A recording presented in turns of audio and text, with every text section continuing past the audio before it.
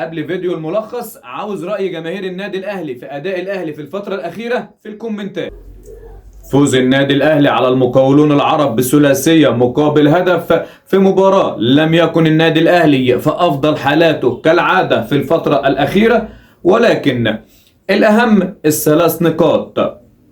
النتيجة الأهم في سباق بطولة الدوري الممتاز، والأداء نتمنى أن يتم تعديل رتم اللعيبة وخطة ياسس روب، ويكون في روح أكتر من كده، ويكون في خطة، يكون في خطط وجمل تكتيكية في الملعب.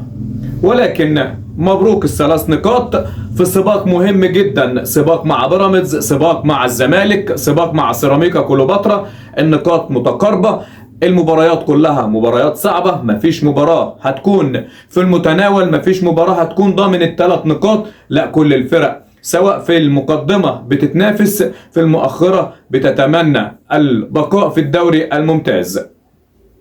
شكرا لعيبة النادي الأهلي، أداء مش مقنع، ولكن احنا هندعم النادي الأهلي، هندعم لعيبة النادي الأهلي، هنكون في ظهرهم، هنكون احنا السبورت ليهم سواء في المدرجات، في السوشيال ميديا، امام شاشات التلفزيون. لازم ندعم لعيبة النادي الاهلي، لازم نكون احنا اول ناس ندعمهم، وباذن الله بدعمنا ده وبادائهم ان شاء الله نفرح ببطولة الدوري وبطولة افريقيا. لايك وشير وسبسكرايب، وتقول لي رايك في اداء النادي الاهلي في الفترة الاخيرة في الكومنتات من كل جماهير النادي الاهلي.